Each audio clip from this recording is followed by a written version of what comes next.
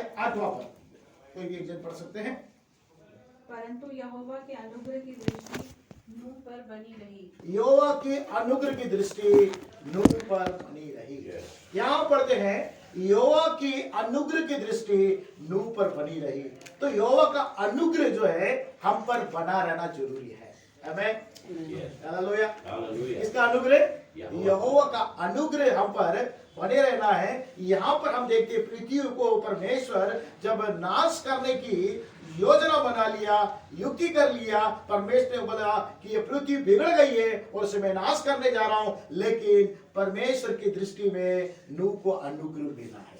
तो हमको भी इस वर्ष भर परमेश्वर का अनुग्रह इस वर्ष भर हमारे साथ बने रहने के लिए हमें नूह के समान जीने की आवश्यकता है। यहाँ पे अगर हम 9वें पद में पढ़ते हैं तो वहां पर नूह के बारे में बताया गया मेरे प्रियो, नूह की वंशावली यह है कि नूह धर्मी पुरुष और अपने समय के लोगों में खरा था।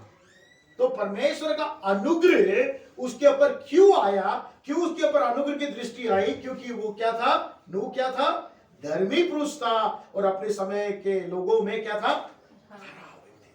और परमेश्वर चाहता है यदि परमेश्वर का अनुग्रह और परमेश्वर का अनुग्रह हम पर ठहरे तो नूह के समान हमें धर्मी और खरा व्यक्ति बनना जरूरी है।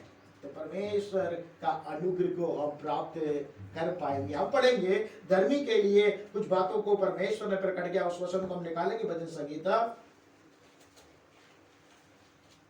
75 का 10वां पद हम पढ़ेंगे। भजन संगीता 75 का 10, किसी को मिलता था पढ़ लीजिए।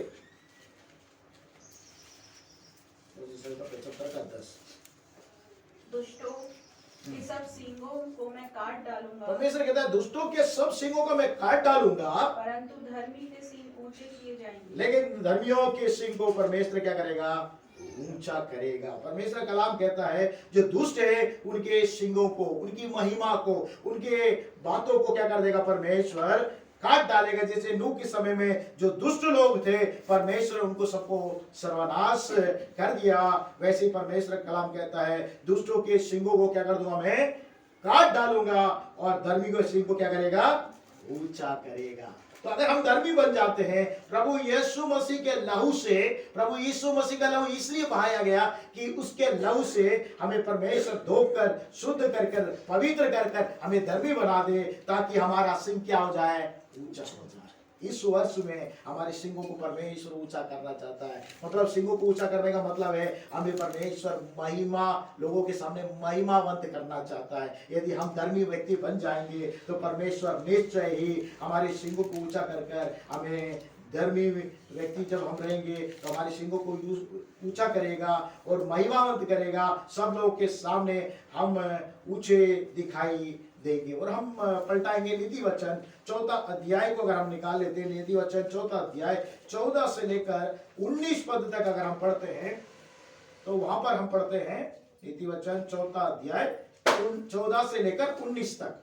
वहां पर लिखा है दुष्टों की राह में पांव ना रखना। परमेश्वर अपने भक्त के द्वारा इन बातों को प्रकट करता है कि हमें क्या नहीं करना है, दुष्टता की प्रवृत्ति हमारे अंदर, दुष्टता की स्वभाव हमारे अंदर नहीं आना है। तो क्या करना है, दुष्टों की राह पर क्या करना नहीं है, पांव ना रखना, ना बुराई, बुरे लोगों के मार्ग पर चलना, बुरे लोगों के मार्ग पर नहीं चलना है, उसे छोड़ दे। परमेश्वर कहता है दुष्टों के राह पर पांव मत रख और बुरे लोगों के मार्ग में मत चल, उसे छोड़ दे, उसके पास से भी ना चल, उसके पास से भी ना चल, उसके निकट से मुड़कर आगे बढ़ जा। प्रभु कहता है उसके निकट से मुड़कर क्या हो जाए, आगे बढ़ जा। क्योंकि दुष्ट लोग यदि बुराई ना करे तो उनको नींद नहीं आती। दुष्ट लोगों को कैसे रहती है उनकी स्वभाव, जब तक वो बुराई नहीं करते उनको क्या नहीं आती है, नींद नहीं आती है। और आगे लिखा है और जब तक वे किसी को ठोकर ना खिलाए तब तक उन्हें नींद नहीं मिलती। किसी को ठोकर नहीं खिलाएंगे तो उनको क्या नहीं आएगी, नींद ही नहीं आएगी। इसलिए वो क्या करते, बुराई करने से नहीं चूकते, ठोकर खिलाने से नहीं चूकते। और आगे लिखा है वे तो दुष्टता की कमाई हुई रोटी खाते हैं और उपद्रव के द्वारा पाया हुआ दाखमधु पीते। दुष्ट लोग क्या करते हैं, दुष्टता से कमाई हुई रोटी को क्या करते हैं, खाते हैं और उपद्रव के द्वारा पाया हुआ दाखमधु पीते हैं। लेकिन धर्मी के बारे में क्या लिखा है देखिए, धर्मी, परंतु धर्मियों की चाल उस चमकती हुई ज्योति के समान है। धर्मियों की चाल कैसी है?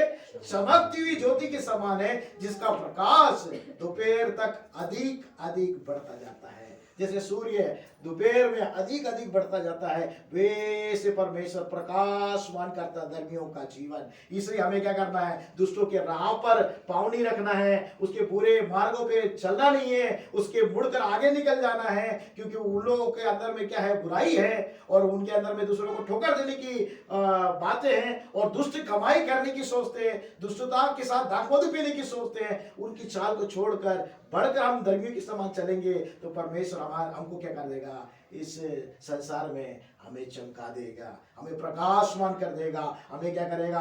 दोपहर के अधिक अधिक क्या करेगा? बढ़ाता जाएगा। और 19वां पद कहता है, दुष्टों का मार्ग घोर अंधकारमय हो जाता है। दुष्ट लोगों का मार्ग क्या हो जाता है? घोर अंधकारमय हो जाता है। वे नहीं जानते कि वे किससे ठोकर खाएंगे। अंधकारमय में अगर चलेंगे तो क्या होगा? जरूर पैर में क्या आ जाएगा?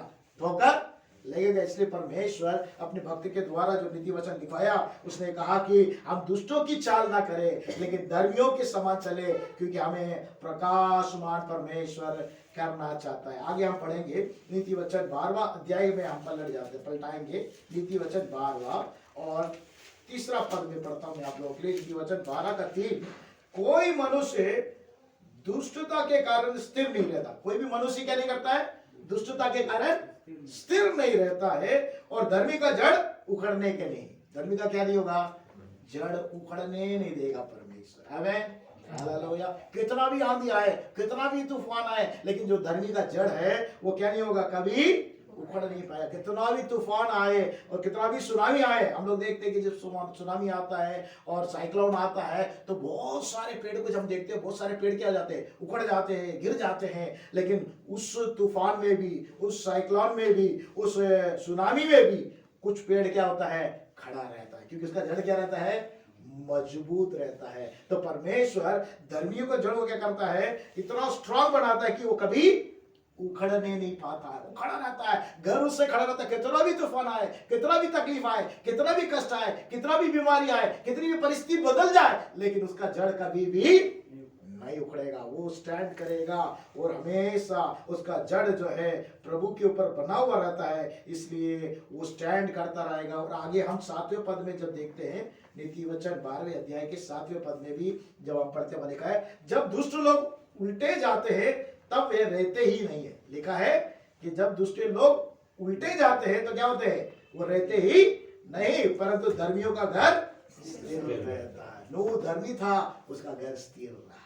अगर हम धर्मी हैं तो हमारे घर को परमेश्वर क्या करेगा? स्थिर करेगा। दुष्ट लोग क्या उल्टे जाते हैं, रहते ही नहीं। कुछ दिन में दिखते हैं बड़े वो अच्छा, मतलब बोलते हैं ना, बहुत हरियाली उनके जीवन में दिखता है, जैसे घास है, बहुत हरा हरा दिखता है, लेकिन थोड़ी देर में क्या जाता है? जब धूप निकलती है सूख जाता है और जल जाता है। वैसे ही उन लोग क्या हो जाएंगे? मिट जाएंगे। लेकिन जो धर्मी है, धर्म का पालन करता है, परमेश्वर कहता है स्वर में उनका घर स्थिर रहेगा। आमीन, हालेलुया। और 13वां पद भी हम पढ़ते हैं, भक्त ने लिखा नीति वचन 12 का 13 में भी हम पढ़ते हैं, वहां पे लिखा है, बुरा मनुष्य अपने दुर्वचनों के कारण फंदे में फंसता है। क्या लिखा है? बुरा मनुष्य क्या करता है? अपने दुर्वचनों के कारण क्या करता है? फंदे में फंस जाता है। वो दुर्वचन बोलता है, गलत बातें बोलता है, उसी से वो क्या कर जाता है? फंस जाता है। लेकिन आगे लिखा है, परंतु धर्मी संकट से निकास पाता। धर्मी व्यक्ति क्या होता है? संकट आएगा जरूर, लेकिन उसमें से उसे छुटकारा मिलेगा। संकट आएगा जरूर, उसमें से परमेश्वर उसको मुक्त करेगा। कितना भी तकलीफ आएगा, कष्ट आएगा, लेकिन धर्मी का जड़ जो है हमेशा हरा भरा रहेगा, और धर्मी का जड़ जो है स्थापित रहेगा, उसका घराना बना रहेगा, और धर्मी को परमेश्वर हर एक संकट से मुक्त करेगा, उसको निकास करेगा। इसलिए हमें क्या करना है? धर्मी बनना है। आगे हम जब देखते हैं कि यहाँ पर लिखा है, नूह जो है धर्मी पुरुष था और खराई में चलता था, इसलिए परमेश्वर उसके साथ साथ चलता था। परमेश्वर चाहता है इस साल में परमेश्वर हमारे साथ साथ चलना चाहता है। अगर हम धर्मी रहेंगे, खराई से जीवन जिएंगे और परमेश्वर की बातों को मानेंगे, उस पर हम विश्वास करेंगे, तो निश्चय क्या करेगा? परमेश्वर हमारे साथ साथ चलेगा। आदम हव्वा को परमेश्वर ने इसलिए बनाया था कि वो हमारे हमारे साथ साथ चले करके परमेश्वर ने बनाया अपने स्वरूप में, अपनी समानता में। ठंडी वेला में आदम एवाल के पास आता था, आदम हव्वा के पास आता था और उनके साथ चलता था, लेकिन जब उन्होंने परमेश्वर की आज्ञा नहीं मानी तो परमेश्वर उनके साथ नहीं चल पाया। परमेश्वर ने जरूर उनको बुलाया लेकिन वे जाके छिप गए। मेरे प्रियो, जब हम परमेश्वर की आज्ञा को मानते हैं तो परमेश्वर क्या करता है, हमारे संग संग चलता रहता है। यहाँ हम पढ़ते हैं उत्पत्ति 6वें अध्याय के 22वें पद में हम पढ़ते हैं, नूह के बारे में लिखा है कि 22वें पद में, परमेश्वर की इस आज्ञा के अनुसार नूह ने किया। क्या किया उसने? परमेश्वर ने बोला तू ये क्या करना, एक जहाज बनाना। उस समय तक क्या नहीं हुआ था, बारिश नहीं हुआ था। नूह के समय के लोगों ने कभी बारिश होते हुए नहीं देखा और परमेश्वर ने ऐसी अद्भुत बात बताई। अभी तो हम लोग देख रहे हैं, बारिश होते हुए देखते हैं ना, बाढ़ आते हुए देख रहे हैं, लेकिन उस समय के लोगों को बिल्कुल नॉलेज नहीं था कि बारिश होती है करके। लेकिन उस समय में परमेश्वर ने उससे जो बोला, जो असंभव बात थी उसके लिए, लेकिन परमेश्वर की बात को आज्ञा माना उसने। परमेश्वर ने बोला मैं क्या करूंगा, नाश करूंगा और तू क्या कर, एक गोबेर के वृक्ष की लकड़ी का एक जहाज बना लेना करके परमेश्वर ने उससे कहा। उस बातों को उसने माना और मेरे प्रियो कठोर परिश्रम किया उसने परमेश्वर की आज्ञा के लिए। बहुत सारा धन की जरूरत पड़ी उसको, बहुत उसको मतलब कार्य करना पड़ा, मेहनत करना पड़ा, पूरा परिवार उसके साथ लगा रहा, वो कार्य करता लगा। काफी समय तक उसने जहाज को बनाया और परमेश्वर की आज्ञा को उसने माना। एक कठिन परिस्थिति में भी उसने परमेश्वर की आज्ञा को माना। तो अगर हम परमेश्वर की आज्ञा को मानेंगे तो परमेश्वर कहता है, जैसे नूह के ऊपर में परमेश्वर की अनुग्रह दृष्टि बनी, हम पर, हमारे घराने पे बनी रहेगी। और परमेश्वर ने उसके पूरे घराने को परमेश्वर ने क्या किया, सुरक्षित किया। याकूब पत्री लिखने वाला कहता है, देखिए मेरे साथ पढ़ाइएगा, याकूब की पत्री 2 अध्याय 17 पद, किसी को मिलता है पढ़ लीजिए। याकूब 2 अध्याय का 17 पद, 2 अध्याय का 17। वैसे ही विश्वास भी यदि कर्म सहित न हो तो अपने स्वभाव में मरा हुआ है। वैसे ही विश्वास यदि कर्म सहित ना हो तो अपने स्वभाव में मरा हुआ है। अगर हम बोलेंगे हम विश्वास करते और परमेश्वर जो आज्ञा देता है अगर उसको पालन हम नहीं करते हैं तो वो क्या है, कर्म नहीं कर रहे हैं, क्या है, स्वभाव में मरा हुआ है। नूह ने विश्वास किया परमेश्वर पर और परमेश्वर की आज्ञा मानी और परमेश्वर ने कहा एक जहाज बना तो आज्ञा मानकर कर्म किया, उसने कार्य किया करके हम देखते हैं प्रियो। और 20वें पद में अगर उसी 2 अध्याय के 20वें पद पढ़ते हैं, याकूब 2:20 लिखा है, पर हे निकम्मे मनुष्य, क्या तू ये भी नहीं जानता कि कर्म बिना विश्वास व्यर्थ है। वो कह रहा है कि कर्म बिना विश्वास, हम बोलते कि हम विश्वास करते, अगर हम कर्म नहीं करेंगे वो क्या है, एक व्यर्थ बात है ना। परमेश्वर जो कहता है उसको पूरा करना चाहिए, चाहे हमारी परिस्थिति अनुकूल हो विपरीत हो, लेकिन परमेश्वर ने कह दिया तो हमें क्या करना चाहिए, उससे जरूर करना चाहिए, क्योंकि कर्म बिना विश्वास व्यर्थ है करके परमेश्वर का कलाम कहता है। और उसी अध्याय के आखिरी पद अगर हम 26वें पढ़ते हैं, या तो 2 अध्याय के 26वें पद में, तो वहां पे लिखा है, अतः जैसे देह आत्मा बिना मरी हुई है, अगर देह में आत्मा नहीं रहेगा तो क्या हो जाएगा, मर जाता है, वैसे ही विश्वास भी कर्म बिना वो क्या है, देह में से आत्मा निकल जाती है तो देह मरी हुई रहती है, वो कुछ नहीं करता है, वैसे ही पड़ा रहता है। वैसे ही अगर हम विश्वास करेंगे और कर्म नहीं करेंगे तो वो कैसा रहेगा, मरा हुआ रहेगा करके परमेश्वर कलाम कहता है। लेकिन नूह ने क्या किया, विश्वास किया और परमेश्वर की बात को माना और उसने क्या किया, कार्य को किया, कर्म किया, इसलिए परमेश्वर ने उसको धर्मी गिना। और आगे हम देखेंगे नीति वचन 12वें पद अगर हम निकाल लेते हैं, नीति वचन लिखने वाला बहुत बढ़िया लिखा है, नीति वचन 12वां अध्याय और 22वां पद, उसमें लिखा है, झूठों से यहोवा घृणा आती है। झूठों से क्या होते है, यहोवा को घृणा आती है। जो झूठ बोलते हैं, है ना, उनसे क्या करता परमेश्वर, घृणा करता है। परंतु जो विश्वास से काम करते हैं उनसे वो प्रसन्न है। जो विश्वास से काम करते हैं उनसे प्रसन्न है ना। हम विश्वास से काम करना चाहिए, है ना। परमेश्वर उनसे प्रसन्न रहता है जो विश्वास से काम करता है। कौन विश्वास से काम करेगा? जो परमेश्वर पर भरोसा करेगा, परमेश्वर से प्रेम करेगा, परमेश्वर की बातों को मानेगा, वो विश्वास से क्या करेगा? कार्य करेगा। हम लोग भी क्या करते हैं, रात में जब सोते हैं तो हम लोग क्या करते हैं? अगले दिन की योजना बनाते हैं। कैसे बनाते हैं? एक विश्वास। क्या मालूम रात में भी प्राण पकड़ उड़ जाएगा तो क्या मतलब है? कल का योजना क्यों बनाए? लेकिन हमारे अंदर में विश्वास है, कल मैं सुबह उठूंगा, कल मैं ये कार्य करूंगा। एक विश्वास से हम क्या करते हैं? कार्य करते हैं। और जब ऑफिस भी जाते हैं तो क्या बोलते हैं? आते समय क्या लेके आना है ना, रास्ते में ही मेरा वो कुछ मृत्यु हो जाएगा, रास्ते में एक्सीडेंट हो जाएगा, ऐसा कर नहीं सोचते हम लोग। क्या बोलते हैं? आते समय क्या लेके आना शाम को? हम घर वालों से पूछते हैं, क्या बोलते हैं? एक विश्वास से बोलते हैं कि मैं लेकर वापस आऊं। एक विश्वास जिसे हम कार्य विश्वास से करते हैं। परमेश्वर भी चाहता है हम उसके आज्ञा को विश्वास से मानकर जब करते हैं तो परमेश्वर से प्रसन्न होता है। उसके वजह से परमेश्वर क्या करता है? देखिए वहां पर उत्पत्ति में फिर हम आएंगे। उत्पत्ति 7वें अध्याय का पहला पद में परमेश्वर कहता है, उत्पत्ति 7वें अध्याय का पहला पद में कहता है, तब यहोवा ने नूह से कहा, तू अपने सारे घराने समेत जहाज में जा। किसे कहा? पूरे घराने से। पूरा पैकेज परमेश्वर दे रहा है। अगर हम धर्मी से जीवन जी रहे, हम खराई से चल रहे और परमेश्वर के साथ चल रहे और परमेश्वर पर विश्वास करके उसकी आज्ञा को मानते हैं तो परमेश्वर क्या करता है? हमें अकेले नहीं, हमारे पूरे घराने को बचा लेता है। आमीन, हालेलुया। हमें अकेला नहीं, पूरे घराने को बचा लेता है। क्योंकि प्रभु का कलाम कहता है कि वहां पे क्या ले कह रहा है कि तब यहोवा ने नूह से कहा, तो अपने सारे घराने समेत जहाज में जा, क्योंकि मैं इस समय के लोगों में से केवल तुझी को अपनी दृष्टि में क्या पाया है? धर्मी पाया है। परमेश्वर एक गवाही दे रहा है इसके बारे में, नूह के बारे में है कि मैं अपनी दृष्टि में तुझे मात्र में धर्मी ठहराया। क्यों धर्मी ठहराया? क्योंकि नूह धर्मी और खराई से चलता था, परमेश्वर के साथ चलता था, परमेश्वर पर विश्वास करता था, परमेश्वर की आज्ञा मानता था। इसलिए परमेश्वर ने उसे और उसके पूरे घराने को बचा लिया। प्रेरितों के काम में हम पढ़ते मेरे प्रियो, पलटाएंगे हम प्रेरितों के काम 16वां अध्याय 31वां पद। अगर आप पढ़ेंगे, किसी को मिलता तो पढ़िएगा। प्रेरितों के काम 16 का 31।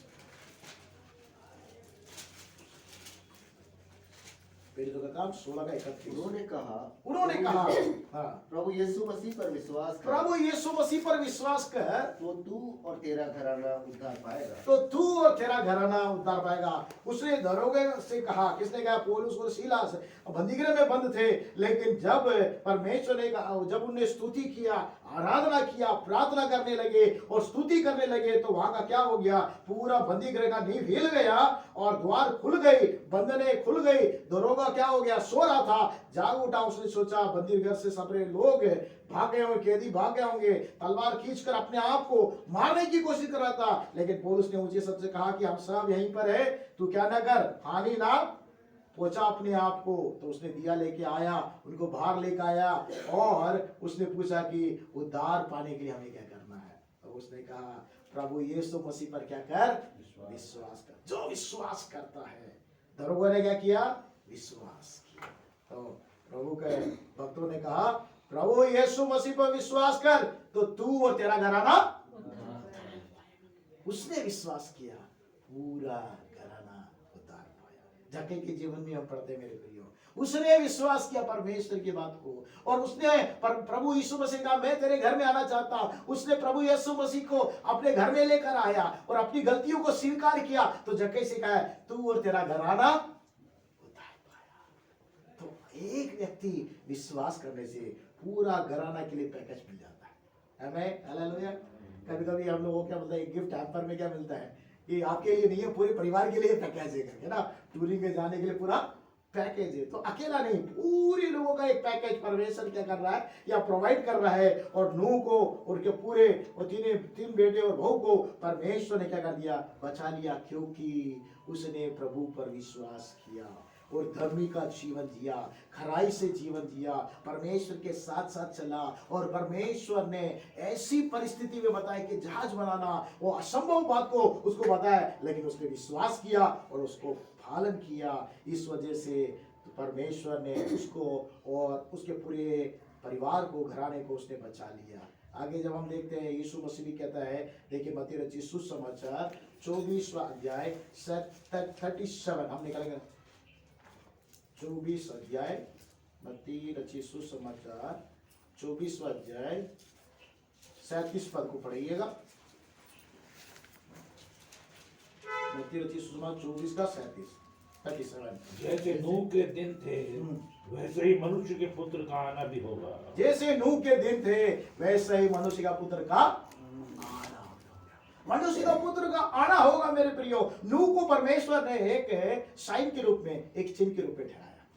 यदि हम परमेश्वर के बात को मानते हैं, विश्वास करते हैं, धर्मी से जीवन जीते, खराई से जीवन जीते और परमेश्वर के साथ चलते हैं, तो परमेश्वर की आज्ञा मानते हैं, तो परमेश्वर क्या करता है, हम संसार के लिए हमें एक चिन्ह के रूप में खड़ा करता है। आमीन, हालेलुया।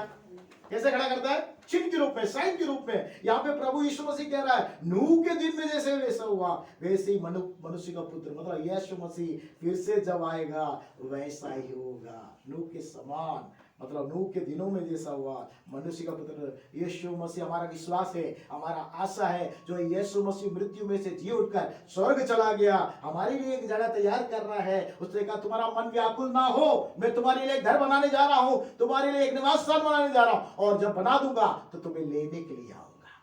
तो ये एक आशा, एक विश्वास है हमारे अंदर में। मसीह लोगों के अंदर में क्या है? एक विश्वास, आशा है कि यीशु मसीह आएगा, तो मनुष्य का पुत्र आएगा, तब क्या होगा? नूह के दिन में जैसे हुआ वैसा होगा करके परमेश्वर का। नूह को क्या कर दिया परमेश्वर ने? प्रभु यीशु मसीह ने एक साइन के रूप में खड़ा कर दिया। अगर हम भी प्रभु की बातों को मानकर, विश्वास करके, उसकी आज्ञा को मानते हुए धार्मिकता और खराई से हम जीवन जिएंगे, तो परमेश्वर के साथ चलेंगे, तो परमेश्वर हमें नूह के समान इस संसार के लिए एक साइन के रूप में खड़ा करेगा। बोलेगा इनको देखो, आप ये मसीह लोग हैं, इनके जीवन को देखो, इनकी बोली को देखो, इनके व्यवहार को देखो, नाम से नहीं। कैसे पहचाना चाहिए? हमारे व्यवहार से, हमारी बोली से, हमारी चाल चलन से, है ना। एक बीते दिनों में मैं एक परिवार में विजिट करने के लिए उन्हें बुलाया था, तो मैं गया, तो वो परिवार के सब लोग बैठे हुए थे, तो उन्हें गवाही दी। बोले मैं कोई भी दुकान में जाता हूँ, है ना, और बात करता हूँ, तो बोलते कि आप लोग क्रिश्चियन हैं, ऐसे करके पूछते। ना मैंने नाम बताया ना कुछ बताया, देख के ही बोलते क्या मसीह है। ये गवाही है। हालेलुया। हमारा नाम बिना सुने, हमारे व्यवहार से ही दूसरा व्यक्ति, दुकान वाले को अपन नाम नहीं बताते। कुछ परचेस करते थे तो नाम बताते हैं क्या? भैया ये कपड़ा कितने का है, ये सामान कितने का पूछते। लेकिन हमारे स्वभाव को देखकर वो अपने बच्चों के सामने बोले, मैं कहीं भी जाता हूँ, तो जहां भी मैं जाता हूँ, तो वहां भी बोलता हूँ, तो बात करता हूँ, तो मेरी बात व्यवहार से पूछते क्या मसीह है आप? ऐसे नहीं बोलते। कैसे बात है, एक अद्भुत गवाही है मेरे प्रियो। ऐसा हमारा जीवन होना चाहिए, तो हमें परमेश्वर करेगा एक साइन हमारे ऊपर रखेगा कि इस संसार के लिए हम क्या होंगे, एक साइन का कारण हो जाएंगे। और आगे पढ़ेंगे पत्रस की पत्री को हम निकालेंगे। दूसरा पत्रस मेरे साथ बताइए, दूसरा पत्रस, दूसरा अध्याय 5वां पद। और प्राचीन युग के संसार को भी न छोड़ा, वरन भक्तिहीन संसार पर महाजल प्रलय भेजा, पर धर्म के प्रचारक नूह समेत 8 व्यक्तियों को बचा लिया। पत्रस लिखता है कि प्राचीन युग में जो संसार था, परमेश्वर ने नहीं छोड़ा। भक्तिहीन, उनके जीवन में क्या नहीं था? भक्ति नहीं था। सिर्फ नूह के जीवन में भक्ति था, उनके जीवन में भक्ति नहीं था, इसलिए परमेश्वर नहीं छोड़ा और क्या कर दिया? महाजल से, वो प्रलय से उनको मार दिया। लेकिन उस समय में भी क्या करता था? नूह जहाज जरूर बनाया, नूह विश्वास किया और उसकी आज्ञा माना, धर्मी का जीवन जिया, खराई से जीवन जिया, परमेश्वर के साथ चला मेरे प्रियो। और परमेश्वर उसको साइन बनाया और चिन्ह बनाया। लेकिन उसने क्या किया? वहां पर धर्म का प्रचारक था, धर्म के बारे में वो क्या करता? प्रचार करता। हमें हालेलुया। परमेश्वर चाहता है इस साल में कि हम भी प्रभु के बारे में बताएं, लोगों प्रचार करें कि प्रभु यीशु मसीह आपके लिए क्रूस पे चढ़ा, आपके लिए लहू बहाया, आपके लिए मुर्दा हुआ और आपके लिए जीवित हुआ और आपके लिए एक स्थान तैयार करने जा रहा है, गया है और वापस प्रभु यीशु मसीह आएगा।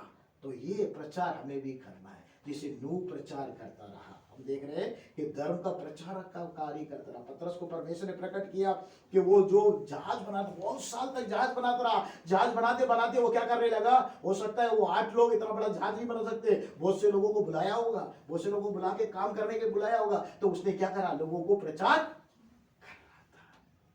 तो हमने जो परमेश्वर से आनंद पाया है, शांति पाया है, मुक्ति पाया है, छुटकारा पाया है, जो प्रभु हमारे साथ रहता है, हमारे साथ चलता है फिरता है, तो हमको भी क्या करना है, दूसरों तक हम प्रभु के लिए गवाही का कारण बनना है, दूसरों को प्रभु का संदेश सुनाना है। नूह के समान हमें भी क्या करना है, हमें प्रचार करना है, प्रचार करना है। पतरस कहता है कि हमें क्या करना है, प्रचार करना है। आगे अंतिम में एक और वचन पढ़ के हम प्रार्थना में जाएंगे। दूसरा पतरस हम निकाल लेंगे, 3 अध्याय 9 से लेकर 13 पद तक। वहां पर देखिए क्या लिखा है, दूसरा पतरस 3 अध्याय 9 से लेकर 13 तक।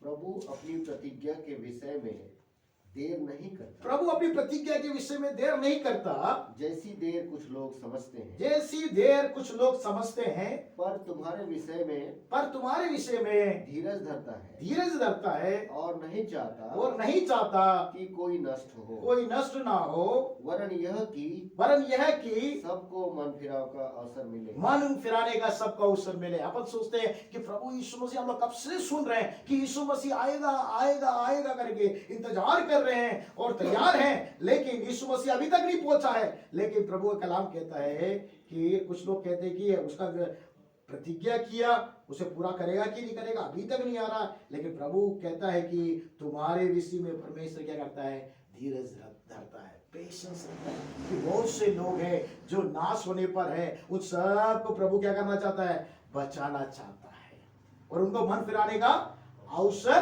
देना चाहता है। इसलिए आगे पढ़िएगा। परंतु प्रभु का दिन चोर के समान आ जाएगा। देखिए प्रभु कह रहा है कि प्रभु का दिन कैसा आएगा, चोर के समान आएगा।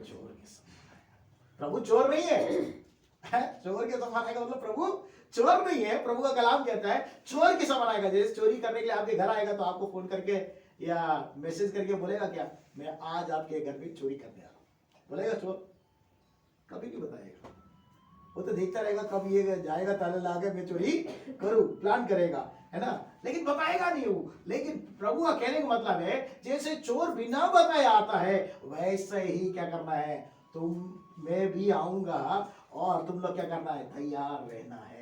कब प्रभु यीशु मसीह आएगा हमको मालूम नहीं। अभी अपन प्रचार कर रहे हैं, सुन रहे हैं, परमेश्वर का वचन पढ़ रहे हैं, अभी प्रभु यीशु मसीह आ सकता है, हो सकता है आज के शाम को आ सकता है, कल आ सकता है, कब आएगा हमें मालूम नहीं है। लेकिन जब प्रभु यीशु मसीह आएगा हमें तैयार रहना है। आमीन, हालेलुया। हमें तैयार रहना है। अगर हम तैयार रहेंगे तो चोर को पकड़ेंगे कि नहीं? अगर चोर आएगा अब तैयार रहेंगे, अच्छे से खर्राटा मार के हम सो रहे हैं, चोर आया, वो सोचा अच्छा सो रहे भाई, अब इनके घर में अच्छे से हम चोरी करेंगे करके अंदर आया। अगर आप सोते समय में भी सचेत रहेंगे तो जैसे चोर आया तो क्या करेगा, आप तुरंत उसको क्या कर लोगे, पकड़ लोगे।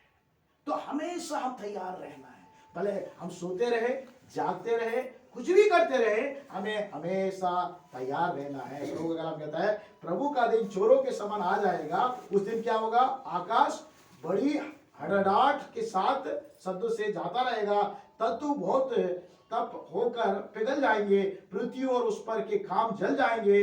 जबकि ये सब वस्तुएं इस रीति से पिघलने वाली है, तो तुम्हें पवित्र चाल चलन, भक्ति में कैसे मनुष्य होना चाहिए, ये सब चल जाएगा। हम अपन घर बना रहे हैं, है ना, आप सोच रहे हैं अपन घर बना रहे हैं, और मेरा घर बन गया, है ना, अपन सोच रहे मेरा घर बन गया, मेरे रहने का जगह हो गया, मैं अच्छा बैंक बैलेंस हो गया, सब कुछ हो गया। लेकिन मेरे प्रियो, प्रभु का कलाम कहता है ये पृथ्वी किसके लिए रखी गई है, आग से। हमको रहने के लिए घर चाहिए, हमें पहनने के लिए कपड़ा चाहिए, हम खाने के लिए भोजन चाहिए, हमें जरूरत है, धन की जरूरत है। लेकिन मेरे प्रियो, ये सब एक दिन क्या हो जाएगा, चल जाएगा। हमारी आशा उसके ऊपर नहीं, हमारी आशा परमेश्वर पर होनी चाहिए। हमारा विश्वास उस पर नहीं, हमारा विश्वास आस्था परमेश्वर पर होना चाहिए। ये सब हमारी दैनिक जरूरत है। हमें रहने के लिए चाहिए, पहनने के लिए चाहिए, भोजन चाहिए, जरूरत के धन चाहिए, लेकिन हमारी आशा उस पर नहीं, हमारा भरोसा उस पर नहीं, लेकिन हमारा भरोसा परमेश्वर पर, हमारी आशा यीशु मसीह पर होना चाहिए कि यीशु मसीह आएगा और मैं उसके साथ उठाया जाना है, क्योंकि पृथ्वी क्या होने वाली है, जलने वाली है, जलाने के लिए रखी है। पहले प्रभु ने पानी से क्या कर दिया, नूह के समय में जल से पूरे पृथ्वी को नाश कर दिया।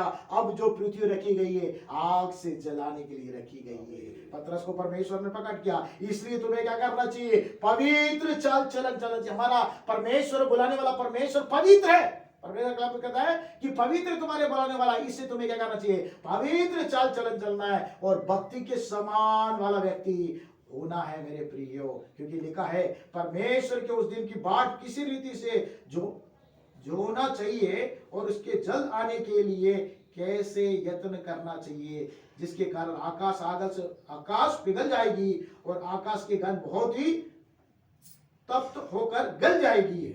और पर उसकी प्रतिज्ञा के अनुसार हम एक नया आकाश, नई पृथ्वी की आशा देखते रहेंगे, जिसमें धार्मिकता वास करेगी, धर्मी लोग वास करेंगे। हम धर्मी के समान अगर हम जिएंगे, ये पूरा पृथ्वी जल जाएगा मेरे प्रियो। लेकिन परमेश्वर ने जो प्रतिज्ञा दिया है, नया आकाश और नई पृथ्वी वो परमेश्वर बनाने जा रहा है, उसमें धर्मी के लोग वास करेंगे। आखिरी एक और वचन मुझे प्रकट हो रहा है, उसको हम पढ़ के हम प्रार्थना में जाएंगे। एशिया 66 के 22वां पद में लिखा है, एशिया को परमेश्वर ने प्रकट किया कि एशिया 66 के 22 में लिखा है, क्योंकि जिस प्रकार नया आकाश नई पृथ्वी जो मैं बनाने पर हूं मेरे सम्मुख बनी रहेगी। परमेश्वर कहता है जो नया आकाश में बनाने वाला हूं, नई पृथ्वी बनाने वाला हूं, परमेश्वर के सम्मुख में बने रहेगी।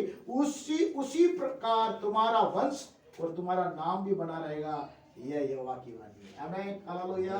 परमेश्वर कहता है अगर हम धर्मी का जीवन जिएंगे तो हमारा और हमारा घराना बच जाएगा मेरे प्रियो। और प्रभु का कलाम कहता है कि हम वो नए आकाश और नई पृथ्वी में बने रहेंगे और हमारा वंश और हमारा नाम परमेश्वर बना के रखेगा। तो आइए हम प्रभु से आज प्रार्थना करें कि प्रभु हमारे जीवन को नूह के समान बना दीजिए मेरे प्रभु परमेश्वर। हमारे अंदर की हर एक दुष्ट प्रवृत्ति को दूर कर दीजिए, हमारे अंदर की हर एक बुराई को दूर कर दीजिए, हमारे पाप हमारे अधर्म को क्षमा कर दीजिए, हमारी खताओं को क्षमा कर दीजिए। आपके लहू से हमें धोकर हमें शुद्ध करके एक धर्मी व्यक्ति बना दीजिए, नूह के समान हमें धर्मी बना। आइए हम अपने आंखों को बंद करें और प्रभु से प्रार्थना करें कि प्रभु ये वर्ष मेरे सामने है, कितना परमेश्वर इंटरेस्ट इस समय में, आने वाले महीने में है, आने वाले हफ्ते में, आने वाले दिनों में है, मैं नहीं जानता।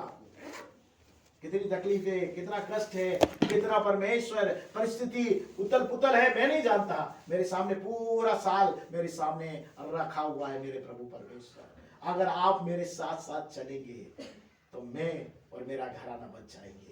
आप मेरे संग रहेंगे तो परमेश्वर कभी भी कोई भी तूफान आएगा तो परमेश्वर आप उसको डांट देंगे।